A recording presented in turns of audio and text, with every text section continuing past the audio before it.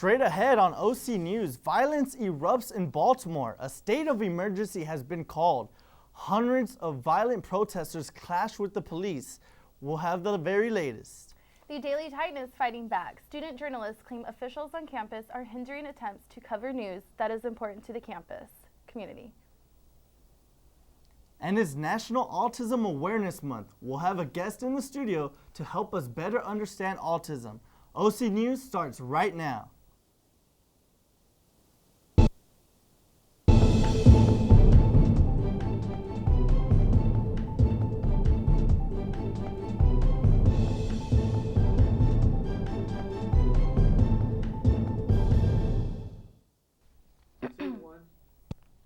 Hello and welcome to another episode of OC News. I'm Taylor Fish.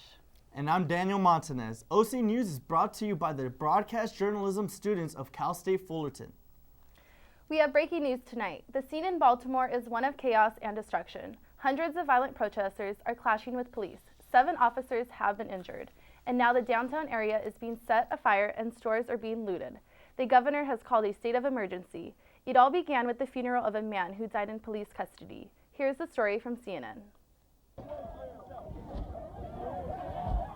The streets of Baltimore, Maryland didn't stay quiet Saturday.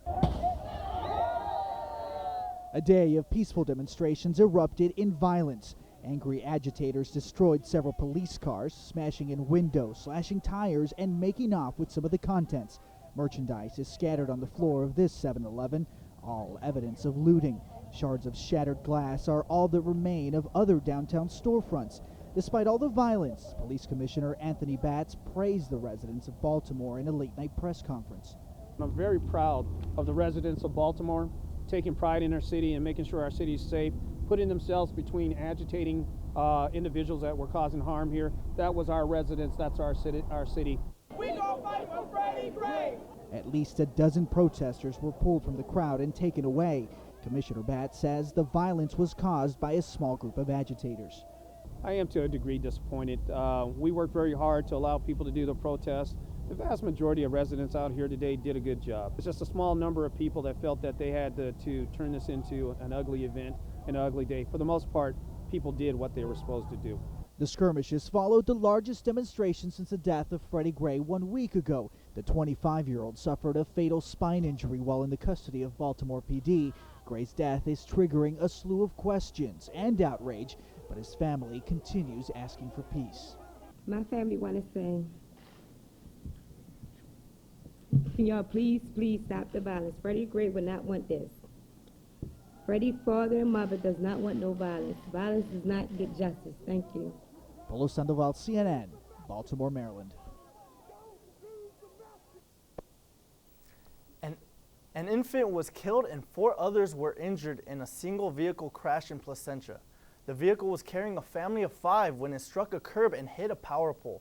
The incident occurred at the corners of Orangethorpe and Placentia Avenue at about 10:10 this morning. Police and firefighters at the scene managed to get everyone out of the vehicle except for the infant, who appeared to be around 2 years old. Authorities have said the baby boy was crushed inside his car seat and was pronounced dead at the scene.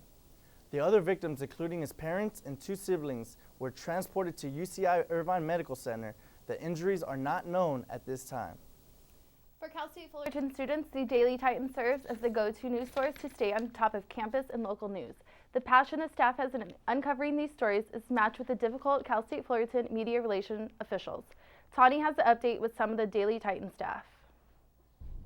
The Daily Titan is under heavy fire after releasing an article on transparency at Cal State Fullerton, calling on President Mildred Garcia to analyze the Strategic Communication Department and whether or not they are giving enough access to reporters at a public university. These stories range from as serious as rape on campus to as mild as the bicycle rules. This administration is not giving correct attribution to the reporters. We'll have more with this story. I'm Tony McCoy reporting for OC News. On a lighter note, Anaheim recently opened a new dog park. Maribel Marquez went to get the scoop. A few weeks from its grand opening, the Anaheim Dog Park continues creating lovable memories for many. Paying a visit to the dog park does not only benefit their pets, but the owners as well. Here they bump into old friends, create new ones, relieve stress, and forget about their busy lives while spending quality time with their best friend. Studies show that human-dog interactions have a positive effect on one's health. We live in a small apartment, no yard, no front or backyard. So once a week we come down to let the dog stretch his legs and social interact and get along with other dogs. Our dog is extremely friendly, and we like to just looking for him. There he is over there. Okay, yeah, he's just very social and very interactive. So that's why we bring him down here. This park welcomes dogs all sizes. There are only a few requirements for this park. The dogs must be at least 4 months old, have a license, and be current with all vaccinations. So if you're ever out looking for something to do, come visit the Anaheim Dog Park. Reporting for OC News, this is Maribel Marquez. And when we return, we will have the latest forecast.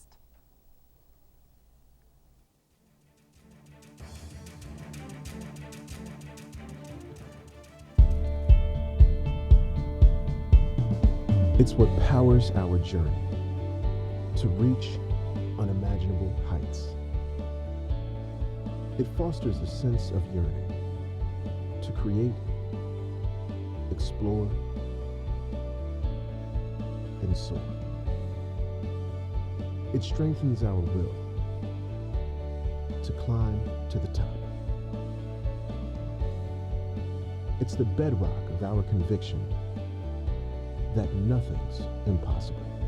It transforms us and sets us free to thrive and build lives of purpose. Titan Pride is at the heart of who we are.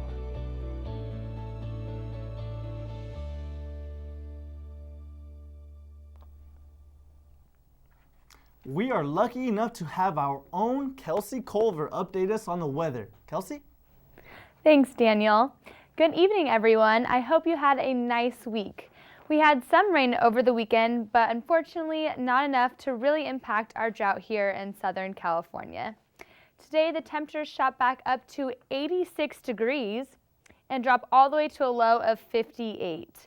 Now, we have a light cool breeze of 10 miles an hour, as you can see. The sun rose today around 6:05 a.m. and it actually sets later tonight at 7:30. Now, let's take a look at the rest of how the week unfolds. Well, pull out your bathing suits because temperatures hit a high of 93 degrees on Wednesday and actually stays in all 90s Tuesday, Wednesday, and Thursday. But thankfully, on Friday, it drops back down to 83 degrees, so just in time for the weekend. Right, now let's see how the temperatures are looking on the coast. The East Coast is finally starting to thaw out with some sunshine breaking through. Although they don't have warm weather just yet, it's not nearly as cold as how it was in the low 30 degrees. And the South continues to stay in the high 70s and low 80s, 86, all the way down here. So all around, the national forecast is between 50 and 80 degrees, and I doubt anyone is complaining about that. For our national weather news, we turn our attention on the earthquake that hit Nepal.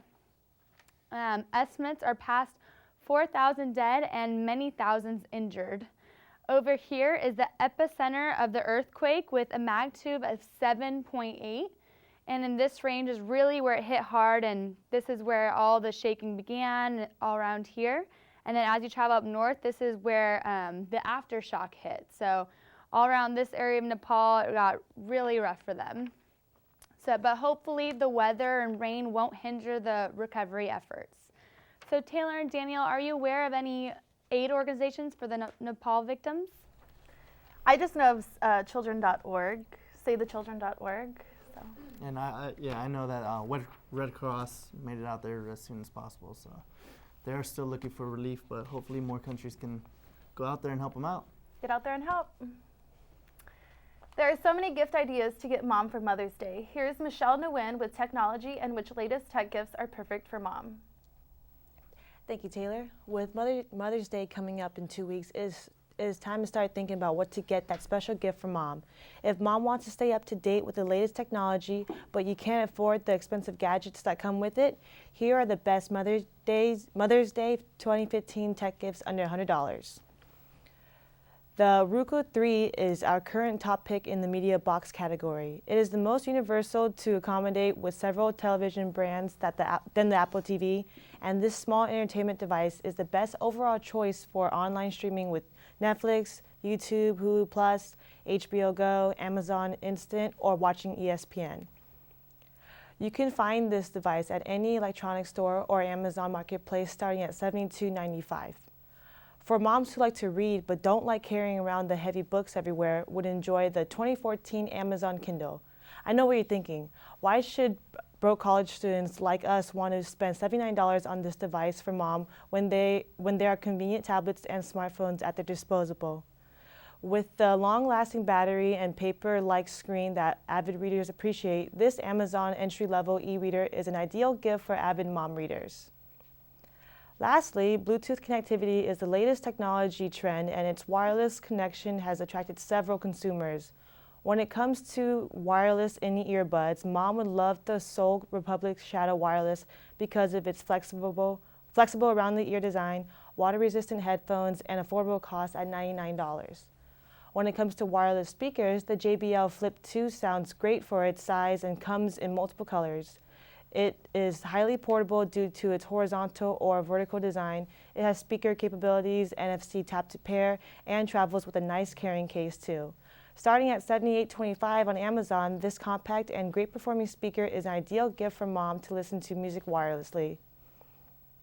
And that is all we have on the latest tech ideas for Mother's Day, or for mothers who are technologically savvy. Thank you for tuning in. Back to you guys.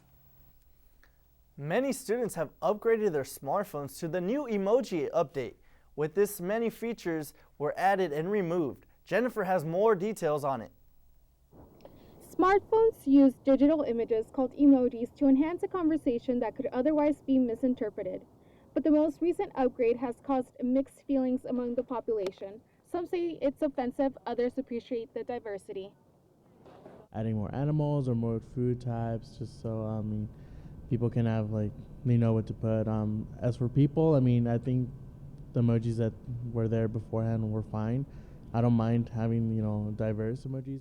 Over 300 new emojis have been added and some have been revamped. The addition of being able to diversify emojis seems to be liked among Cal State Fullerton students, and contrary to popular belief, do not find it racist. I don't feel it's racist. I feel like it's expanding on, because the current ones from before, they were just yellow, and I feel like now that there's more options, maybe make people feel more comfortable and kind of takes away from the racism.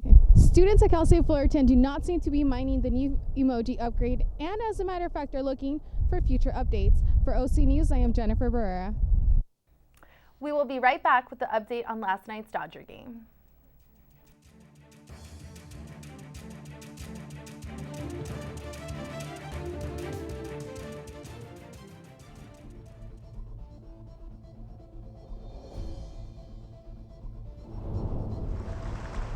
The men's rugby team hopes to make a statement. This study abroad program includes a 4-day trip to Rome. Welcome to Cal State Fullerton Report.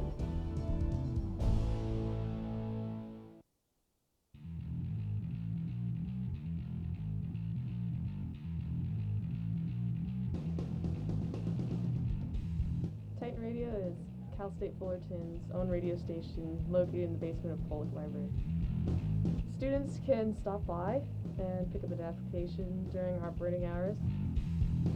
Anyone who has a computer and internet can listen to us www.titanradio.org. A lot of people who want to pursue TV and film usually start out in radio, so it's always a great opportunity.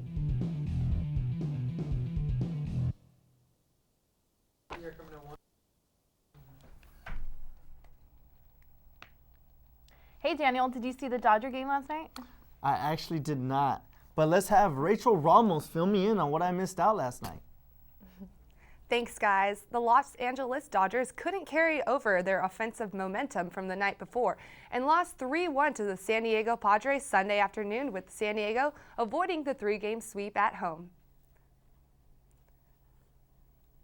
The 5'6", 159-pound Amarista gave the Padres a 1-0 lead when he drove a 3-2 pitch from Scott Baker into the seats in right field, leading off the third, his first. It came on the 10th pitch at the off-bat. Alex Guerrero hit his 5th home run in the season, a solo blast off Padres starter Brandon Morrow in the 5th inning. Guerrero had 2 of the Dodgers' 5 hits. Norris, acquired from Oakland during San Diego's December roster revamp, homered to left with 1 out in the 7th, his first with the Padres. Norris also had an RBI single in the 4th. Matt Kemp hit a double and stole a base, finishing the game 1 for 3 with a run scored. The steal was his 4th of the season and a good sign for his legs, as he's clearly feeling decent enough to run. He finished the series with 5 hits and 11 at-bats. In related sports news, tonight's game between the Orioles White Sox at Oriole Park has been postponed after consultation with Baltimore City Police Department due to the riots. That's all I have for today for sports. Back to you guys. Ever wonder how old cars race like new? Our reporter Kimberly O'Neill takes a look inside one of Italian's finest.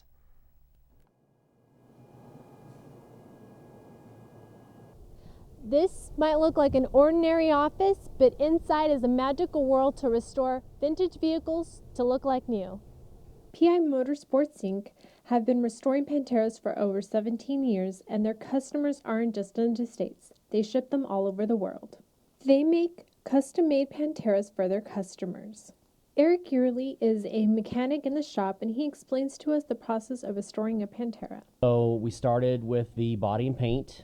We strip the car down, take the glass out of it, take the interior out of it. Then it goes gets any rust repair. Then it goes to the body and paint shop, gets that portion of the repair done. We don't do that in-house here. Then the car comes back, and we started working on the suspension, rebuilt all the arms, brakes, steering, except basically everything underneath the car. Some of these Panteras in the shop were featured in commercials as well as Fast and Furious, as explained to us by the owner, Jerry Sackett.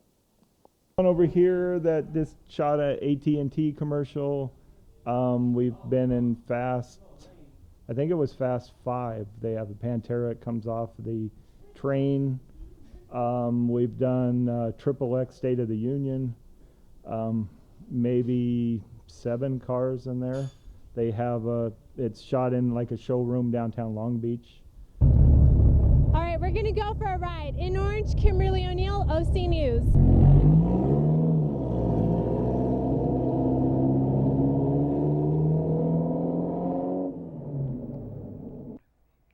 Yeehaw! For all you country music lovers who missed out on Stagecoach, here is Krista O'Donnell with the news. Thank you, Taylor, and happy Monday, everybody. And this past weekend at Stagecoach, Miranda Lambert snagged an opportunity to catch her breath a few hours before she was to hit the stage as a headliner for the 2015 Stagecoach Country Music Festival, an event she's played 4 times since it started 8 years ago.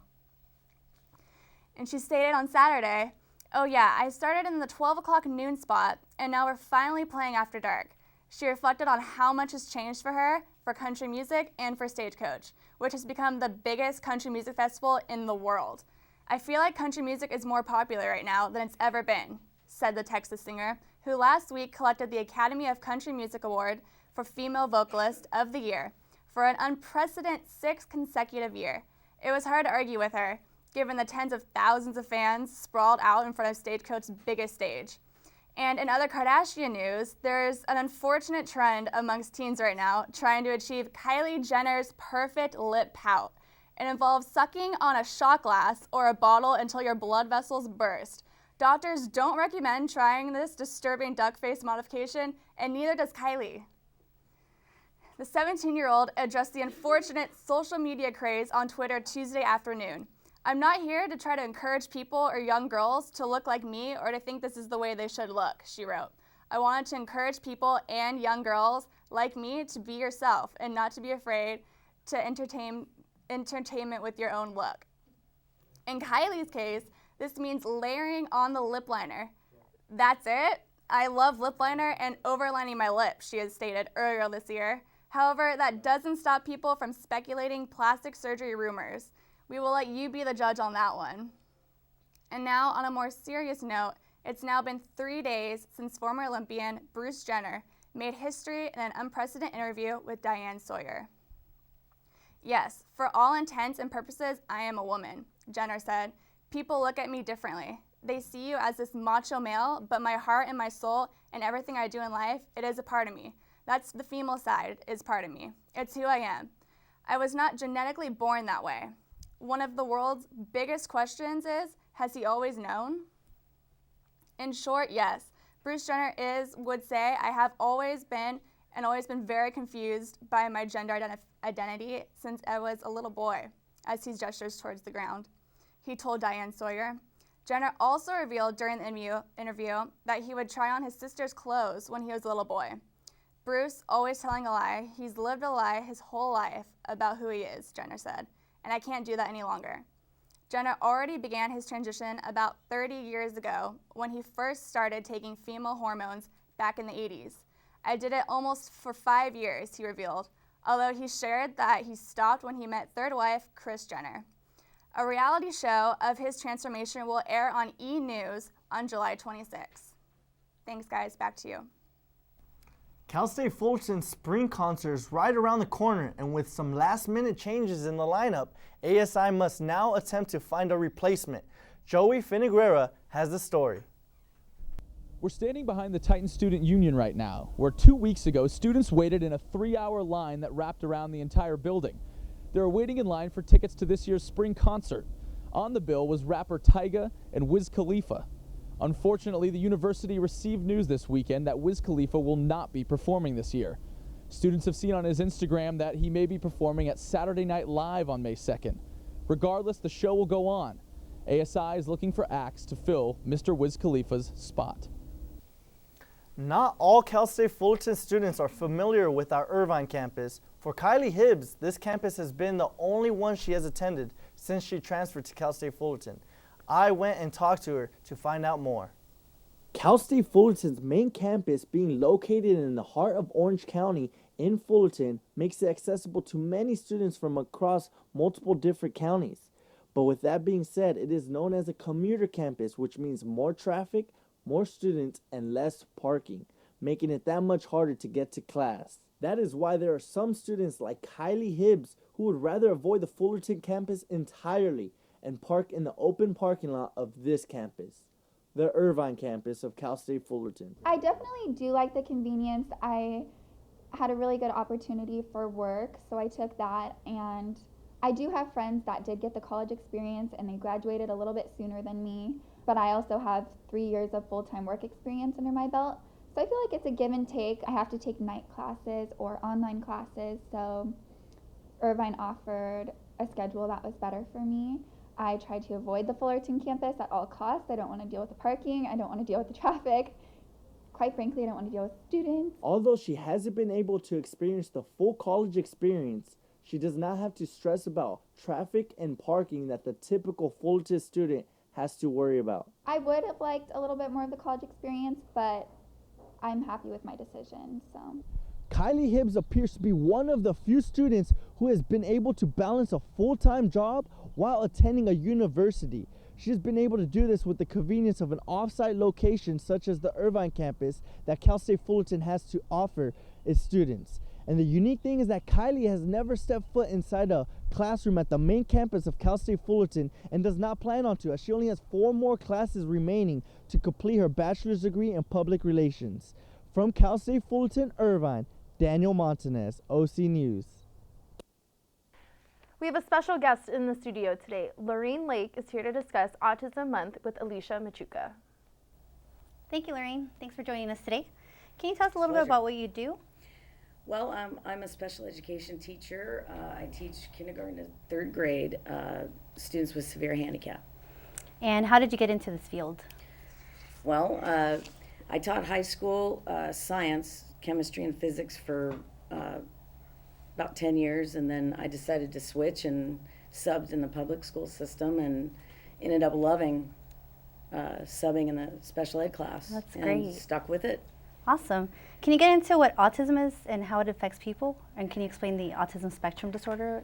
regards to Yes, it is a spectrum disorder, and some are profoundly affected and some are moderately affected. And the primary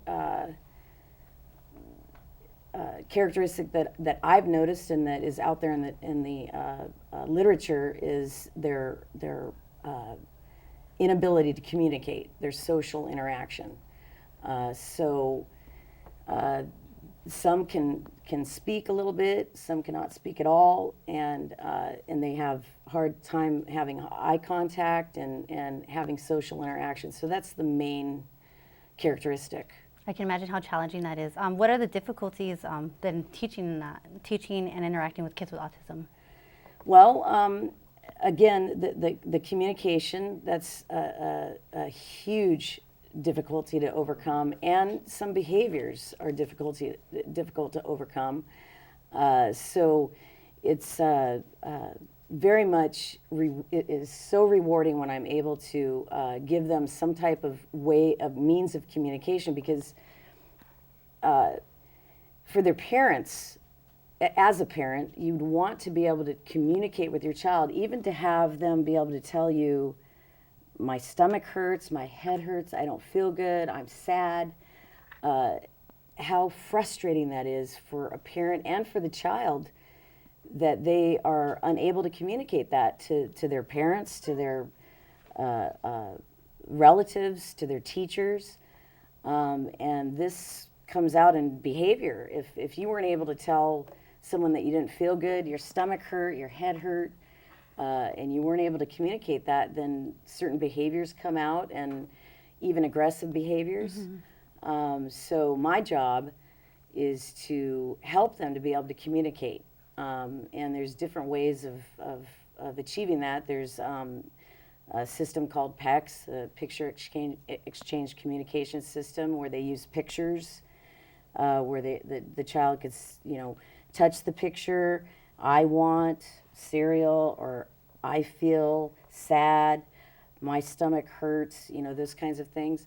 But with the iPad, oh my gosh, there's so many applications that can be used to help these kids communicate and be able to express their feelings, their emotions, and communicate primarily with their parents. That's the most important thing. It's so rewarding to see a parent for the first time be able to communicate with their child. I can imagine. Is there a sort of treatment for autism or methods to cope with this condition?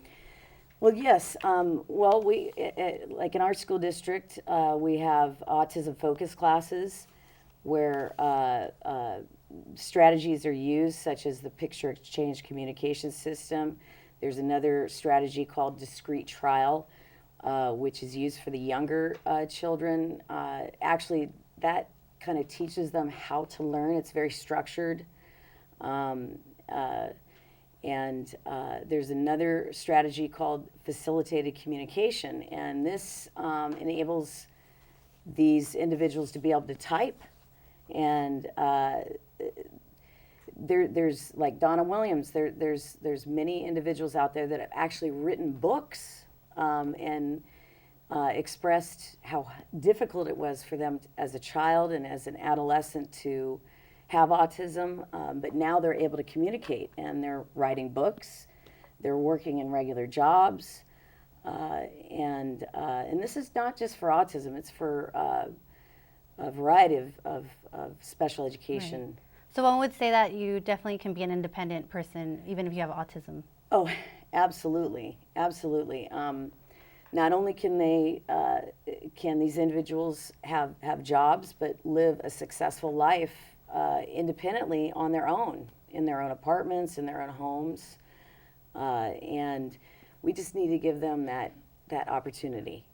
So is there some kind of advice you would give to the public on how to interact with adults or children with autism who think that maybe their condition is just not normal? That's with all individuals with disabilities, the greatest advice that I can give any member of the public is to just be compassionate and understanding, and realize that individuals with disabilities whether it's Down syndrome, autism, cerebral palsy, Angelman syndrome, whatever it is, that you would look at them with compassion and understanding and with a helpful hand, because the thing is that these individuals process things differently. They either process it differently or more slowly, and we just need to help them. Awesome. To process those things. Thank you so much for joining us today, Lorraine. All right. It was a pleasure. Thank you very much. Now back to you guys. Thank you, Alicia. That's all we have today for OC News. I'm Taylor Fish. And I'm Daniel Montanez. We will see you again next week. Have a good night.